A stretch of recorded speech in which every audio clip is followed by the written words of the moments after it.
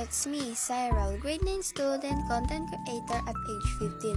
Wala pang malaking pera pero pangarap na business. Tara, simulan natin to. A day in my life. Hi mga kamurat! For today's video na pala, samahan nyo nga ako papunta ng school. Siyempre, late naman yan. Always late naman yan eh. Pagpasyensya na muna yung boses ko kasi umuubo ako ngayon eh.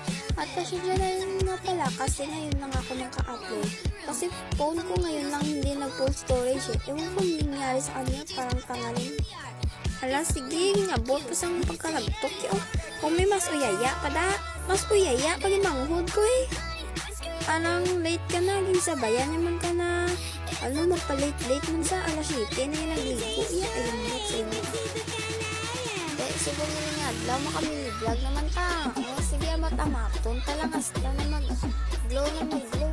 Glow na mag-glow. Up to mag-up, up, staan mo na Guys, chika ako vlogger. Hindi pa ako vlogger. So, hindi pa ako content creator. Katakit isa sa ako, Jabas lang yung vlogger. Hindi pa ako vlogger. Pero thank you na sa support. Boring, galing mo kung puros day in my life, no? Request ko madabi kung anong nami vlog din. Or ano pa na, something else. Like mga prank ba? Ay, pangod sa guys. Harap ko sa pibang samsan. Tubong likod guro, itong sano. Nilay, oh. So, amo na kita na video, guys. Kaya nga, when ako ka-video, kay late na ako gali, kaya kasi na kami, ay na ano, o nag-upod naman ang duwa ko si Butch kag si Dora. Yung Dora mo, nag-upod ng banks niya. Tapos, nawagan ako sa sapatos, nawa kay sino naman. By the way, recess time na ni siya, guys. Mga agda ko. Kaunta. Ang bayan, isa ko nun ay mag-recess kay katipon sa manay. Hindi kinait ko nun siya. Kung nagkapamigad doon siya. Ano ganda bala ay?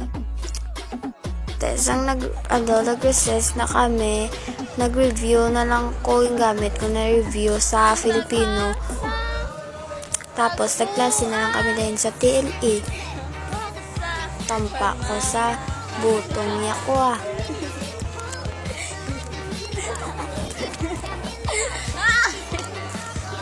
By the way, gimbalusan niya man ko naging 5 ako ni Kagina, yung gaan ako damang.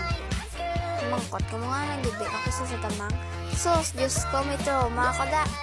Hindi na ko mamangkot.